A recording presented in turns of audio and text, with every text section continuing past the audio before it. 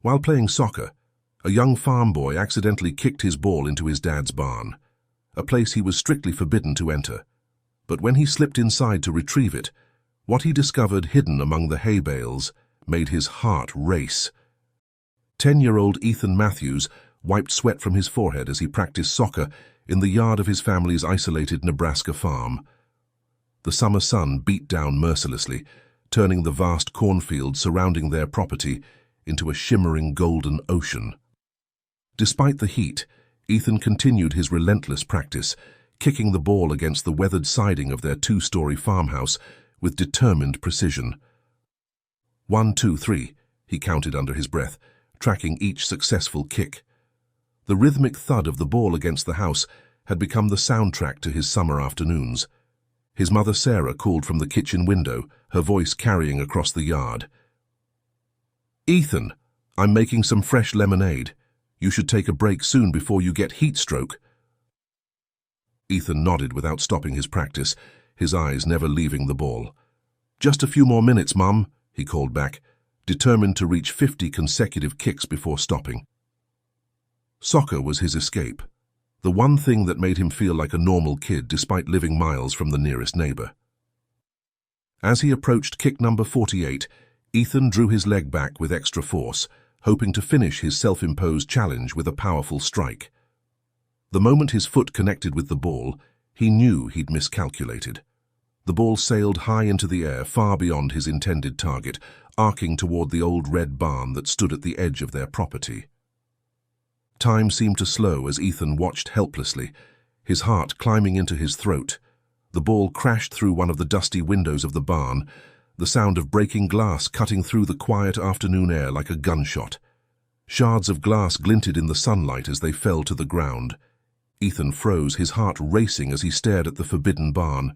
His father, Frank, had made it abundantly clear that no one was allowed near that structure, especially since losing the farm's main cattle contract last year.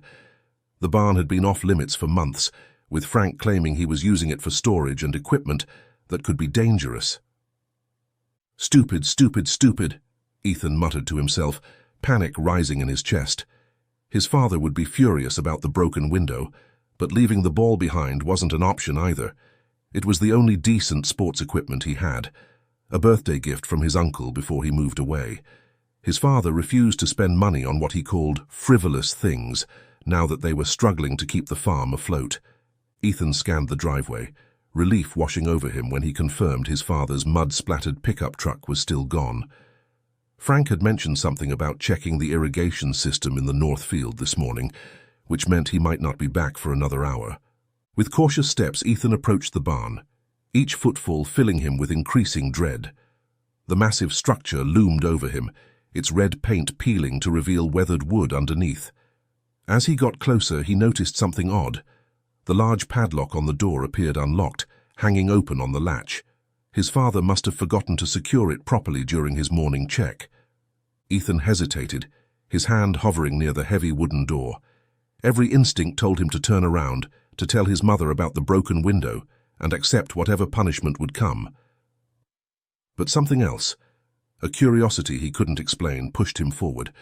With a deep breath, Ethan pushed against the heavy door, wincing at the loud creak that broke the silence of the summer afternoon.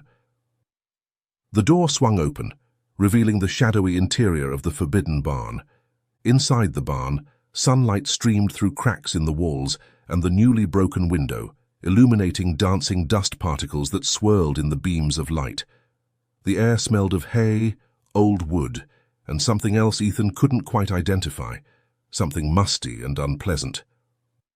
The interior was cooler than outside, a welcome relief from the summer heat. Ethan's eyes adjusted to the dimness as he scanned the barn's interior. Farm equipment sat covered in tarps along one wall, and stacks of hay bales lined another. He spotted his soccer ball near a pile of hay in the center of the barn and moved toward it, relief flooding through him. If he could just grab the ball and leave quickly, maybe his father would never know he'd been inside. Ethan's eyes adjusted to the dimness as he scanned the barn's interior. Farm equipment sat covered in tarps along one wall, and stacks of hay bales lined another. He moved further inside, relief flooding through him at the thought that he could grab his missing soccer ball and leave quickly, before his father discovered he'd been inside the off-limits barn. As he approached the center of the barn, Ethan noticed something unexpected. A small makeshift bed constructed of hay bales with some kind of mattress or bedding on top, partially hidden behind stacked feed bags. More shocking was the realization that someone was lying on it. A young girl in a pink dress was sleeping peacefully on the improvised bed, and his soccer ball sat on the straw-covered floor near her feet. Ethan took a hesitant step closer, curiosity overriding his fear. As he approached, he saw it was a girl, maybe 6 years old, sleeping on the thin mattress. Her blonde hair was tangled and dirty, her clothes worn and too small for her frame. A pink dress that might once have been bright, now faded and stained. A plastic bucket sat next to the bed, along with a half-empty water bottle and what looked like the remains of a sandwich. The floorboard beneath Ethan's foot creaked loudly in the silence.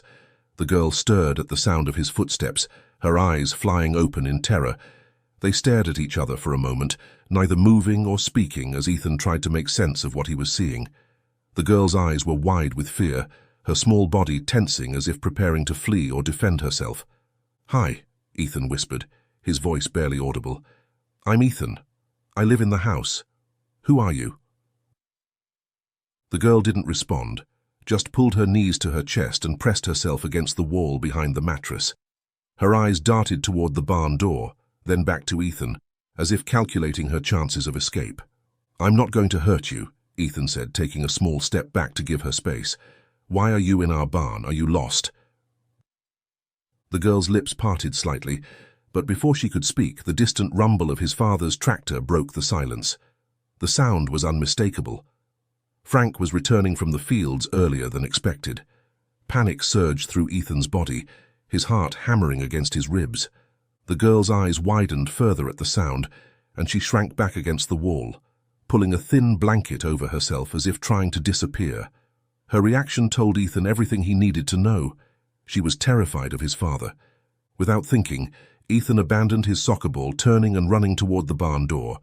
He pulled it closed behind him, but in his hurry forgot to replace the padlock on the latch. He sprinted several yards away from the barn, before forcing himself to slow to a casual walk, trying to appear normal, despite the adrenaline coursing through his veins. Frank's tractor appeared over the rise in the driveway, dust billowing behind it as it approached the farmyard. Ethan considered making a dash for the house, but knew that would only draw more attention. Instead, he stood his ground, trying to control his breathing and the trembling in his hands. Frank spotted Ethan near the barn as he parked the tractor. His weathered face immediately contorted with rage as he jumped down from the seat and stormed toward his son, his eyes flicking between Ethan and the broken window, now clearly visible in the afternoon light. "What the hell do you think you're doing?" Frank demanded, his voice low and dangerous as he closed the distance between them. He was a tall man with broad shoulders and calloused hands, his face perpetually sunburned from working outdoors. "You know damn well you're not supposed to be anywhere near this barn." Ethan swallowed hard, his mouth suddenly dry. "I'm sorry, Dad. My ball went through the window accidentally," he explained, forcing himself to meet his father's gaze. "But I didn't go inside to get it. I was just looking at the damage." Frank's eyes narrowed with suspicion as he glanced at the barn door, noticing the missing padlock. His jaw tightened as he turned back to Ethan. "I'll retrieve your ball later," he said after a long, tense moment, "and you'll work off the cost of that window with extra chores." He leaned down, bringing his face close to Ethan's. "Let me make myself perfectly clear. You are never to go near this barn again. It's dangerous in there with all the equipment and chemicals. Do you understand me?" "Yes, sir," Ethan replied, fighting the urge to step back. "Good," Frank said, straightening up. "Now go help your mother in the house. I've got work to do." As Ethan walked away, he could feel his father's eyes boring into his back. Questions swirled in his mind about the frightened girl hiding in the barn, but he knew better than to ask them now. Ethan hurried away from his father's burning stare, his shoulders tense as he made his way toward the house. He retreated to his bedroom, sitting on the edge of his bed as he stared out the window toward the barn, the image of the frightened girl impossible to shake from his mind. Time passed in a fog of worry and confusion until his mother's voice cut through his thoughts. calling from the porch for both him and his father to come inside for dinner. Ethan hurries away from his father's burning stare, his shoulders tense as he makes his way toward the house. He retreats to his bedroom, sitting on the edge of his bed as he stares out the window toward the barn, the image of the frightened girl impossible to shake from his mind.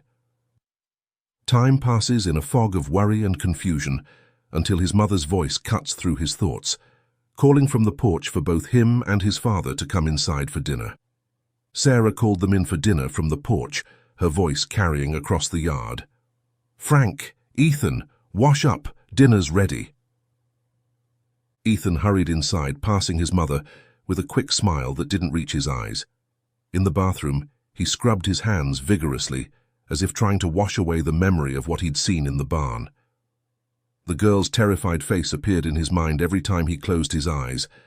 At the dinner table, Frank shoveled food into his mouth with barely a pause between bites.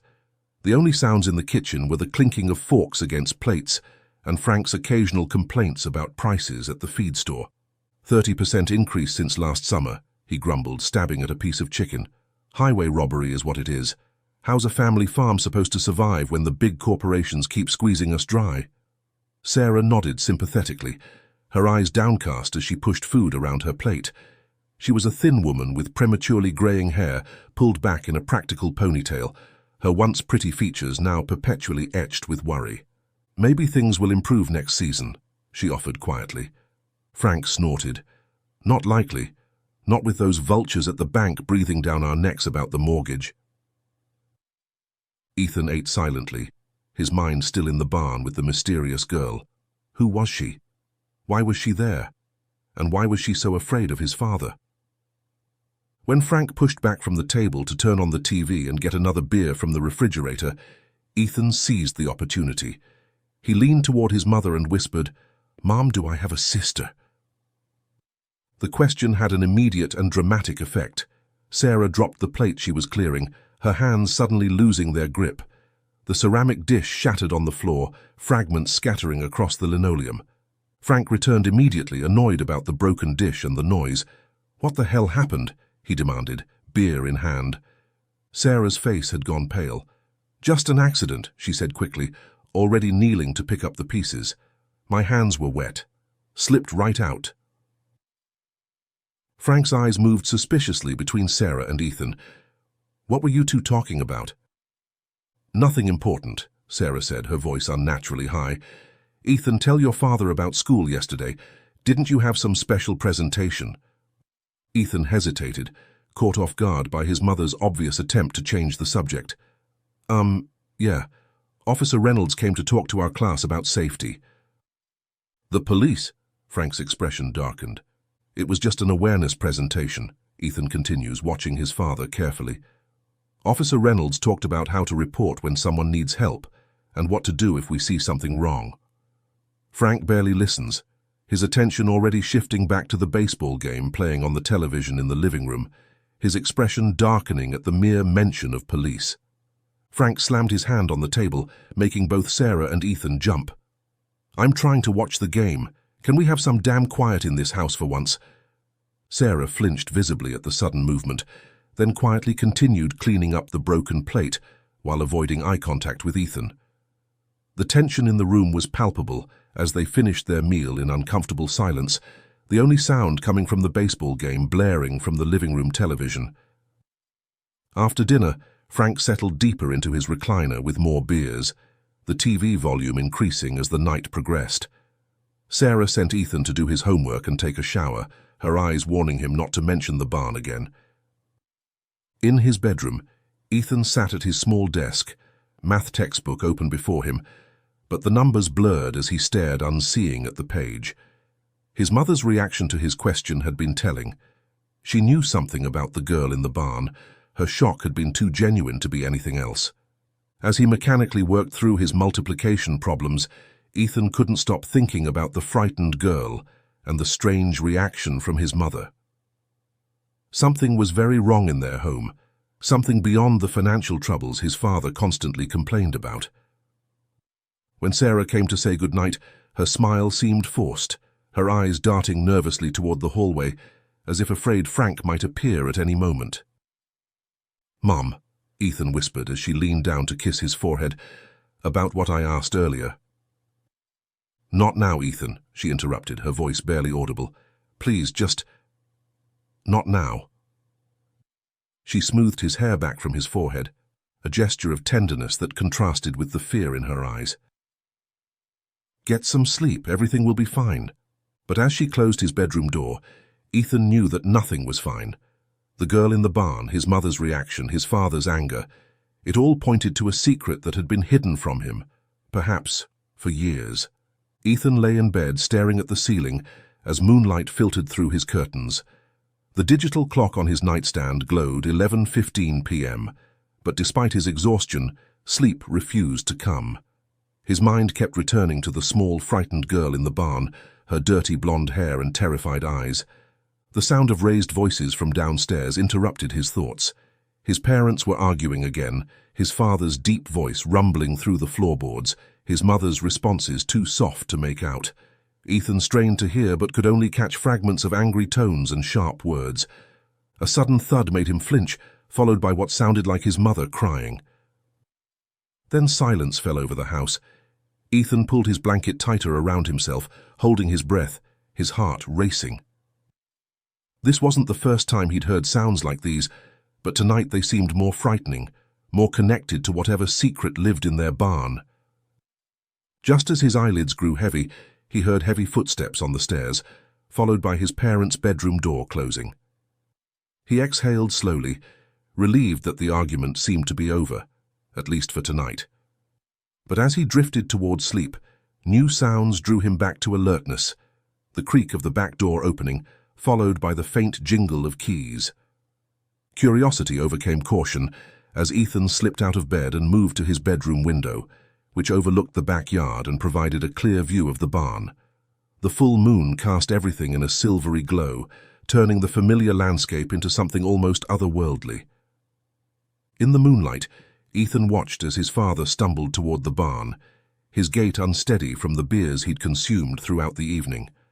Frank carried what looked like a plate of food in one hand and a bottle in the other. The barn door opened and closed, swallowing his father's silhouette. Ethan counted to 60, his heart pounding so loudly he was sure it would wake his mother in the next room. When he reached 60, he made a decision.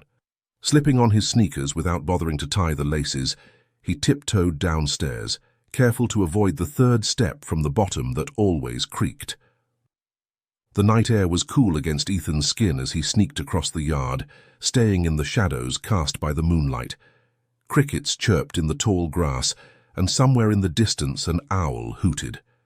The sounds of the Nebraska night usually comforted Ethan, but tonight they only heightened his sense of dread.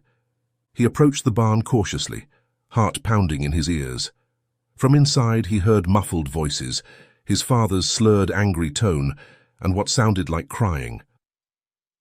The girl's frightened eyes flashed in his memory, wide with terror as she pressed herself against the wall. "You should be grateful," he heard his father say, his words slightly slurred. "Nobody else would take care of you like this. Nobody even looks for you anymore."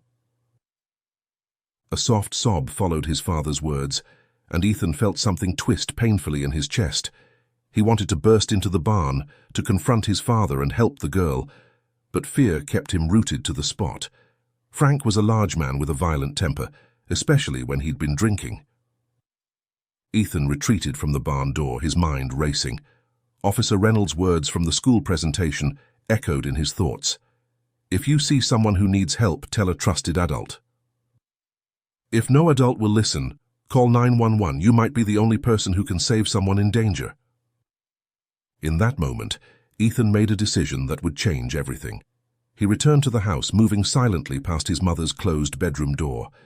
In the kitchen, the cordless phone sat in its cradle, glowing faintly in the darkness. With trembling hands, Ethan picked up the phone and dialed 911. When the dispatcher answered, he whispered, "There's a girl in our barn. I think she's hurt. My dad keeps her locked up." He gave their address, 4587 County Road 19, outside of Millfield, before hanging up quickly, afraid his father might return at any moment. Heart racing, Ethan replaced the phone and rushed back to his room, taking the stairs two at a time despite the risk of making noise. He dove into bed and pulled the covers up to his chin, adrenaline coursing through his veins. From his window he could see the barn waiting for his father to emerge. Minutes ticked by, each one feeling like an hour as Ethan wondered if he'd done the right thing. What if the police didn't come? What if they didn't believe him? What if his father discovered it was Ethan who had called? But beneath the fear was a certainty that he couldn't have done anything else. The girl in the barn needed help, and Ethan was perhaps the only person who could get it for her. After what seemed like an eternity, the barn door opened and his father emerged. Frank secured the padlock, checking it twice before heading back toward the house, his movements still unsteady. Ethan quickly closed his eyes and regulated his breathing, pretending to be asleep as his father's heavy footsteps passed his bedroom door. In the darkness of his room, Ethan waited, counting the seconds and praying that help would arrive before his father discovered what he had done. The floorboards creaked as Frank made his way to the master bedroom. Ethan heard the door open and close, followed by the muffled sounds of his parents' voices, his father's low and grumbling, his mother's soft and placating. Then silence fell over the farmhouse once more. Ethan lay perfectly still, his eyes fixed on the glowing numbers of his digital clock. 12:17 a.m. The minutes ticked by agonizingly slowly as he waited, wondering if he had done the right thing. What if the police didn't believe him? What if they came and found nothing?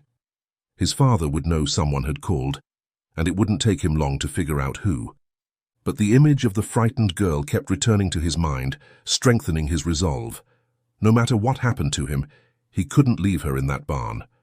At 12:38 a.m., blue and red lights suddenly illuminated Ethan's bedroom walls, flashing rhythmically through the window.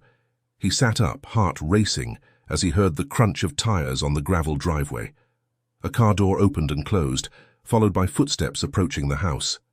The sound of knocking at the front door echoed through the quiet farmhouse. Ethan held his breath, listening as his father's angry voice carried up the stairs. "Who the hell is coming around at this hour?" Frank growled. His mother's softer tones followed. "Frank, please calm down. Let me see who it is." More knocking, more insistent this time. Ethan crept to his bedroom door and opened it a crack, peering into the darkened hallway. He could hear his father stomping down the stairs, muttering curses under his breath. The front door opened, and a deep voice identified itself. "Deputy Collins, Millfield County Sheriff's Department. Sorry to disturb you folks so late." "What's this about, Deputy?" Frank's voice had changed, taking on a forced politeness that Ethan recognized as dangerous, the calm before the storm. "We received a call from this address about a person in distress," the deputy explained, his tone professional but cautious. "I need to follow up on that report." "A call?" "From here?" Frank's voice rose in disbelief. "That's ridiculous. My wife and son are both in bed. Nobody made any call." Ethan could hear his mother's footsteps now, her voice joining the conversation.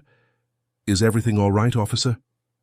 "Ma'am, someone called 911 from this residence reporting a person in need of assistance," Deputy Collins explained. "They specifically mentioned your barn." There was a moment of tense silence. Ethan could imagine his father's face reddening with anger, his mother's eyes widening with fear. "That's absurd," Frank finally said. "There's nothing in our barn but equipment and feed. Someone's playing a prank on you, Deputy." Ethan knew he should stay in bed, pretend he knew nothing about the call. But as he lay there listening to his father's lies drifting up the stairs, something shifted inside him.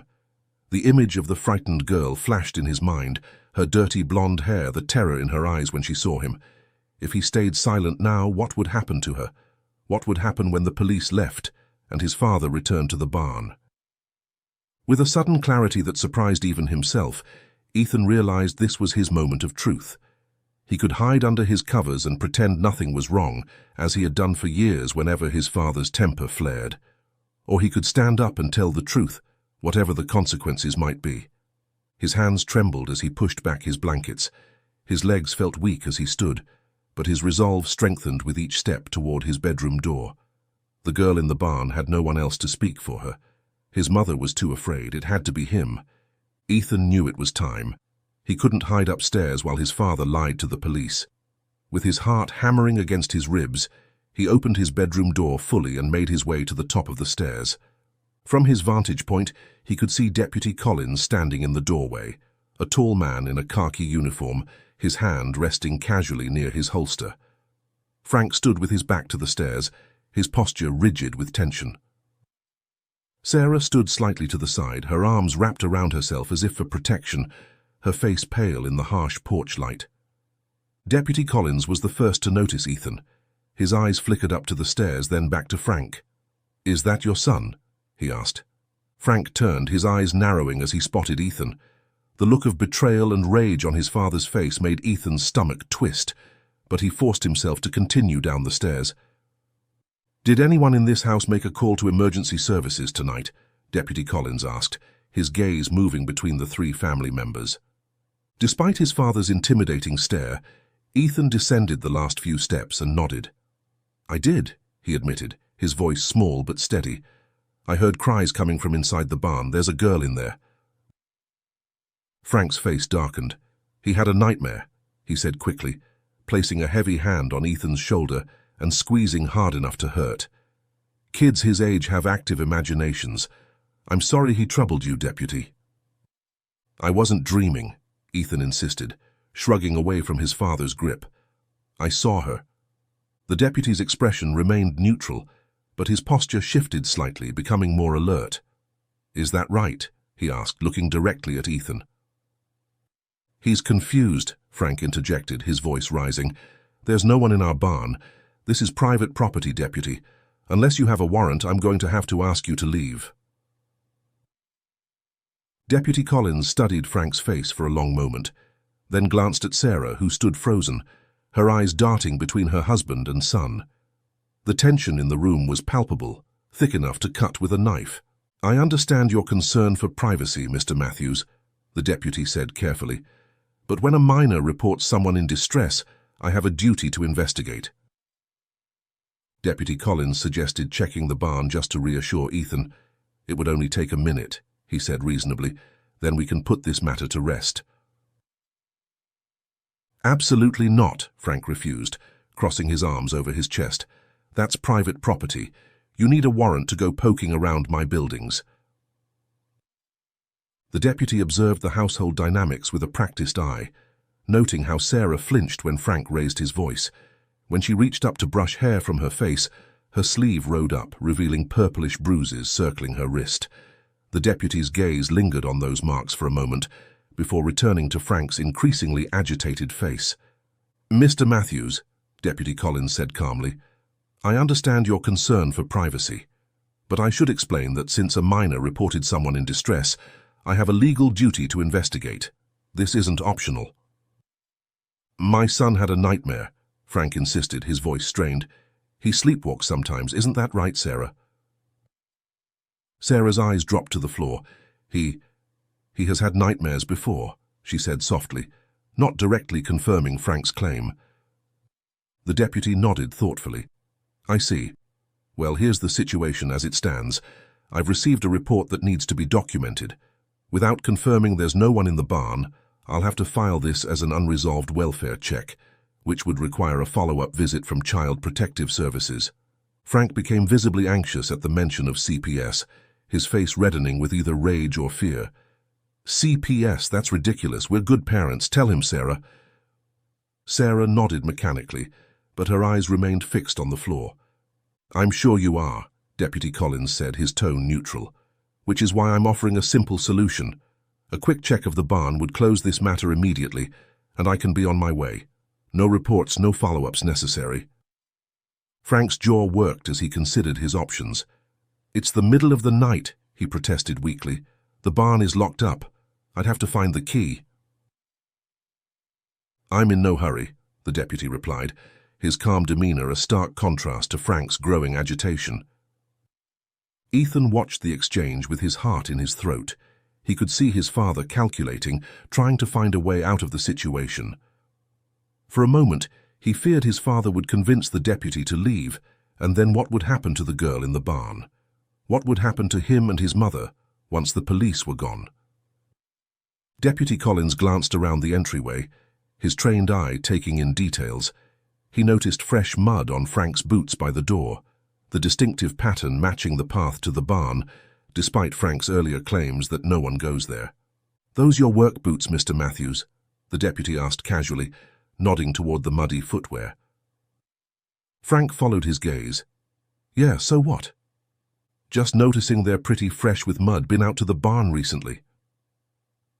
"I checked the equipment earlier," Frank said too quickly.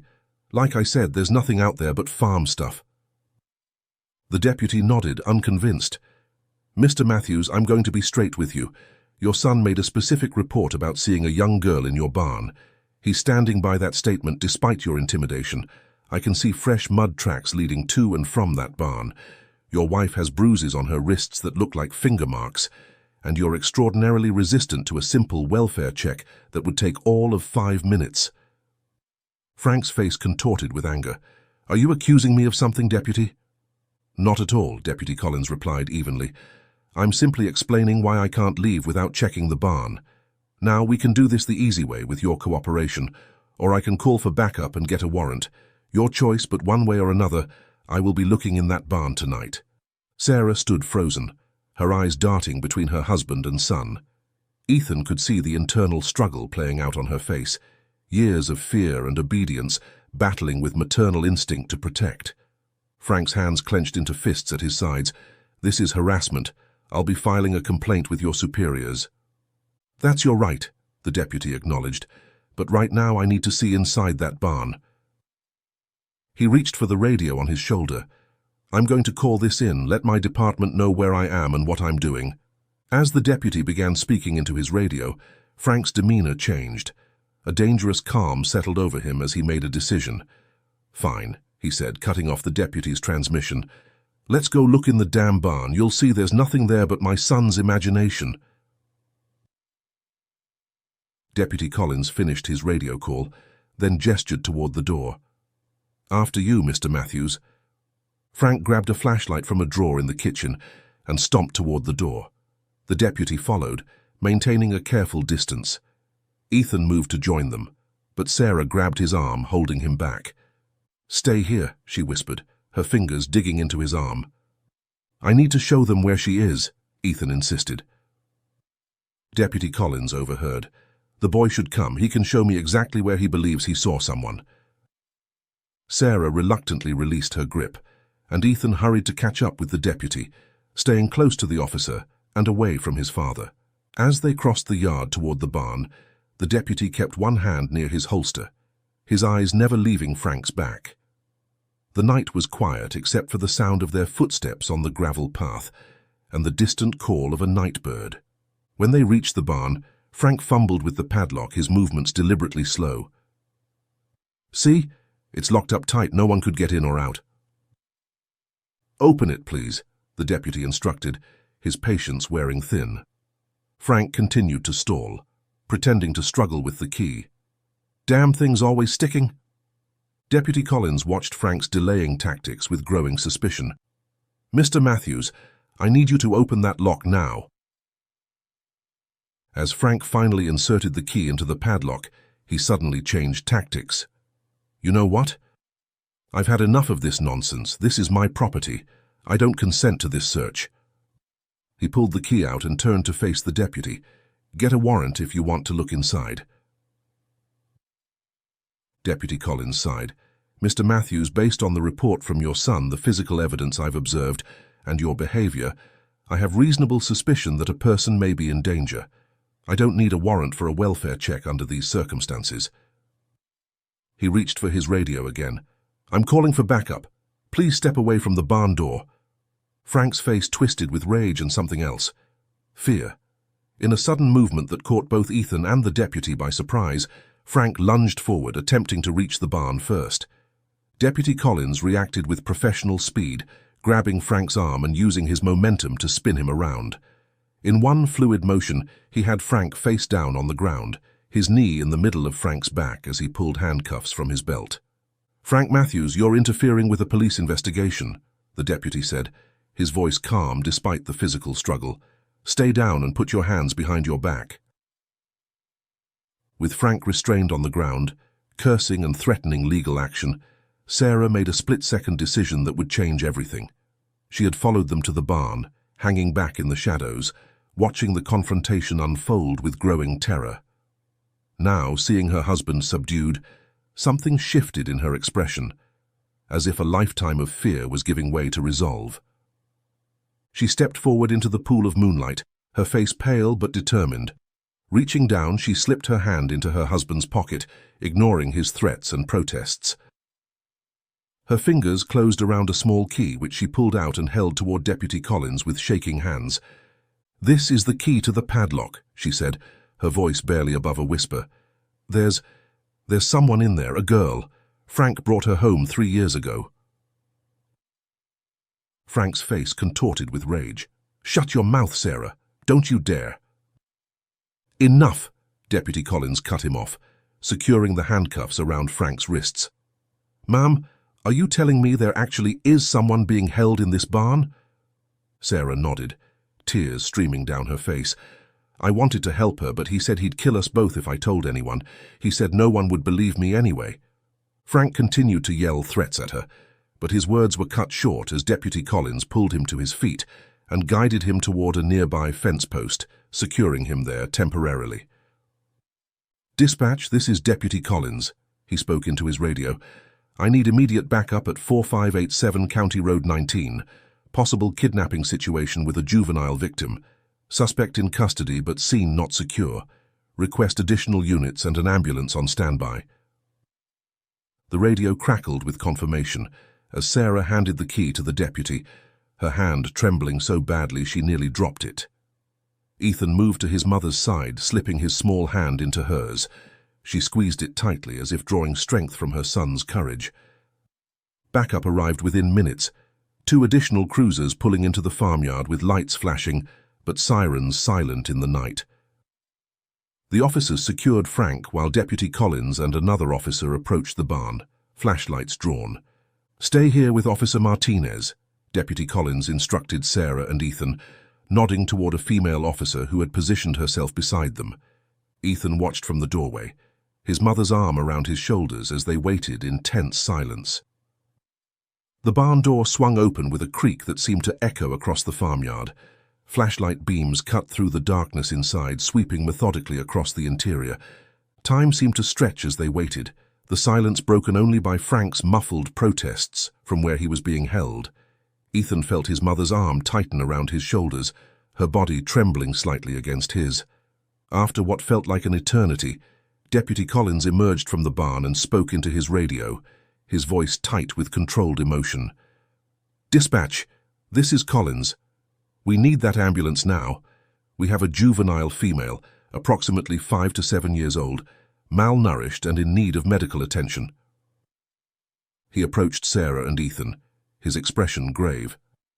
"Ma'am, we've found a young female matching the description of Emma Wilson, who went missing 3 years ago from the county fair. Can you confirm how long she's been here?" Sarah broke down at his words, her legs giving way as she sank to the ground. Officer Martinez quickly moved to support her as she began sobbing uncontrollably.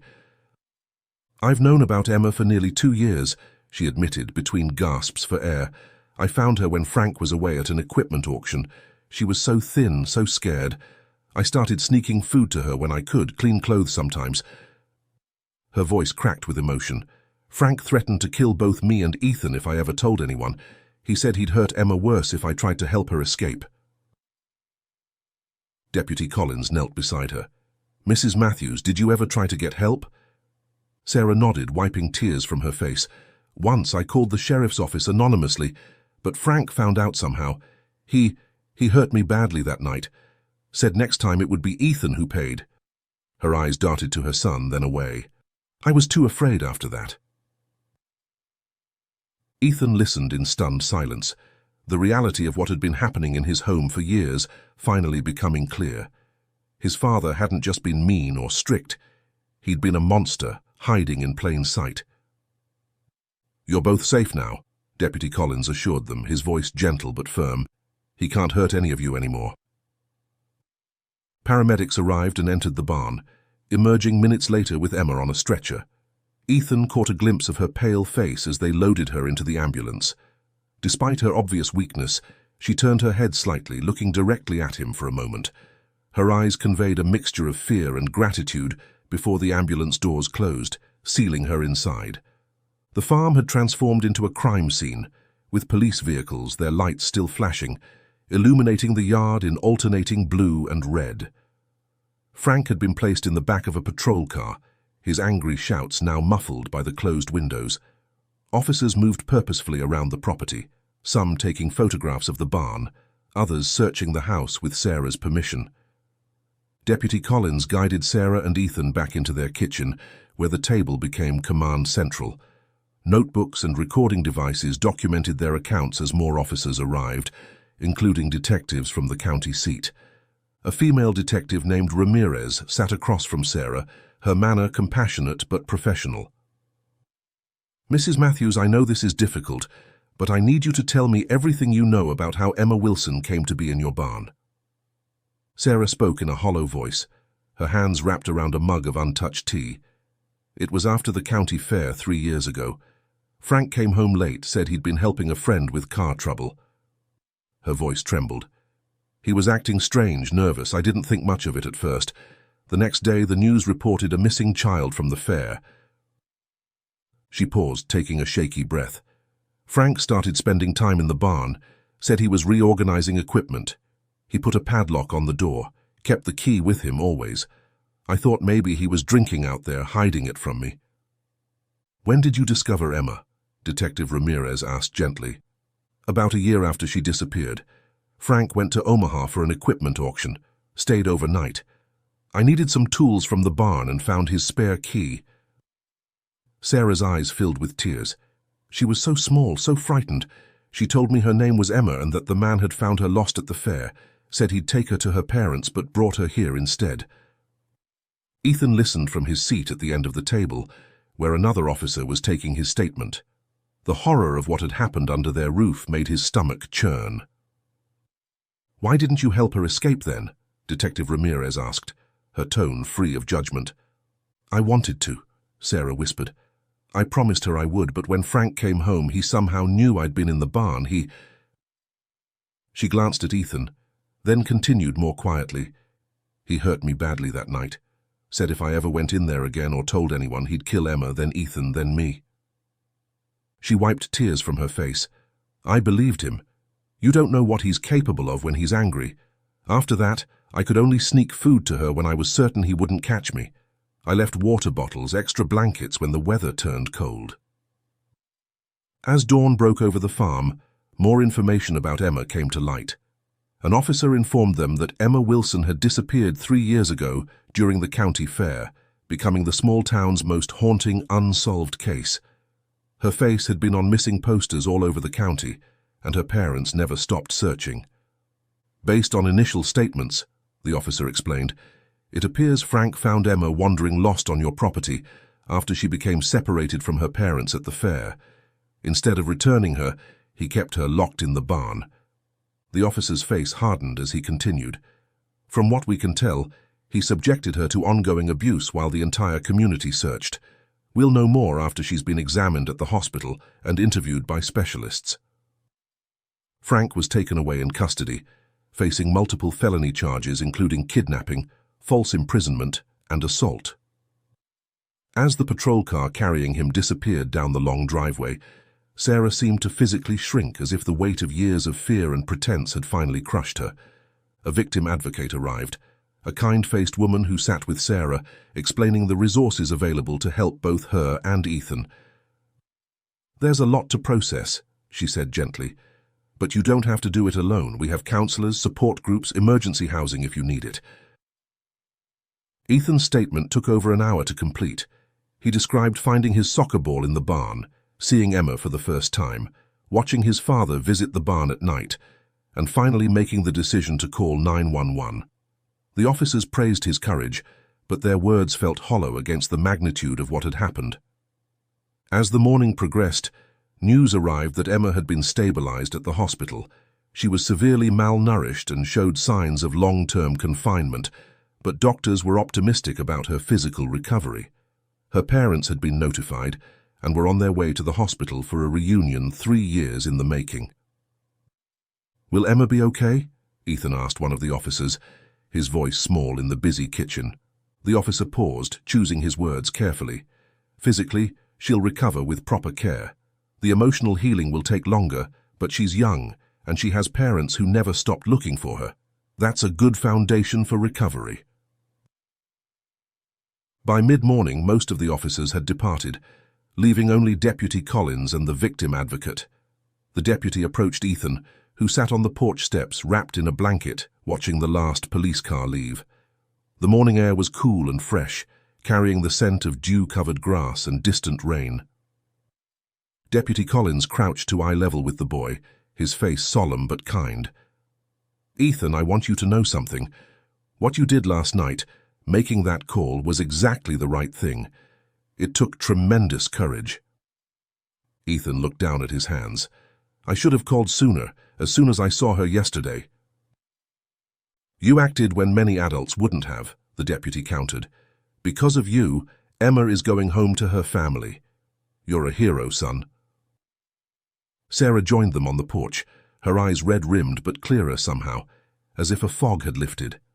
She pulled Ethan into a tight embrace and whispered, "You showed more courage than I ever could. I'm so sorry I failed you both." "You were scared too, Mom," Ethan said, understanding beyond his years. "He scared all of us." Deputy Collins stood, giving them a moment together. "Mrs. Matthews, we'll need both of you to come to the station later today to formalize your statements. The district attorney will want to speak with you as well." Sarah nodded, her arm still around Ethan's shoulders. "We'll be there. Whatever it takes to make sure he never hurts anyone again." As the deputy's car disappeared down the driveway, Ethan and his mother remained on the porch, watching the sun climb higher in the sky. The barn stood in the distance, crime scene tape fluttering in the morning breeze, a reminder of the darkness that had lived alongside them for years. "What happens now?" Ethan asked, voicing the question that hung between them. Sarah took a deep breath, seeming to stand taller than Ethan had seen in years. "Now we heal together, and we make sure Emma gets to do the same with her family." For the first time in years, Ethan felt a glimmer of hope. The nightmare hadn't ended. There would be trials and testimonies, counseling sessions and difficult conversations. But the truth had finally come to light, and with it, the possibility of a new beginning. Sarah and Ethan stood side by side, watching as crime scene tape was placed around the barn. Morning light illuminated the farm, making everything look different, clearer, as if a perpetual fog had lifted. The red barn, once a forbidden presence on their property, now seemed smaller, its power diminished. Ethan felt both exhausted and lighter, as if a heavy weight had been lifted from his shoulders. The secrets that had poisoned their home for years had finally been exposed, and though the truth was painful, it was also freeing. "I never thought I'd have the courage to stand up to him," Sarah said quietly, her gaze fixed on the barn. "All these years I told myself I was protecting you by staying silent, but you were the brave one, Ethan." He leaned against her side and replied, "You were brave too, Mom. You gave the deputy the key, you told the truth when it mattered most." Sarah smiled sadly, putting her arm around her son's shoulders as they walked back into the house. In the kitchen, Sarah surveyed the mess of coffee cups and paperwork left by the officers. Normally, she would have immediately begun cleaning, but today she simply looked at the chaos with a detached expression. "This can wait. I think we both need to sleep." As they climbed the stairs together, Sarah paused at Ethan's bedroom door. "I'm proud of you," she said softly, "and I promise things will be different now." In his room, Ethan pulled the blinds closed and climbed into bed fully clothed. He thought about Emma and hoped she'd be okay. He wondered what would happen to his father, their farm, to his mother and himself. The future stretched before him, uncertain but somehow less frightening than the controlled terror they'd been living in. As sleep claimed him, his last conscious thought was of Emma's eyes meeting his as she was carried to the ambulance. He hoped that someday, when the trials were over, he might see her again. Not as a victim, but as a regular kid with a future as bright as his own. Outside, the farm continued its timeless rhythm. The red barn stood silent, its secrets exposed. The soccer ball that had started it all still lay forgotten in the corner, waiting to be recovered.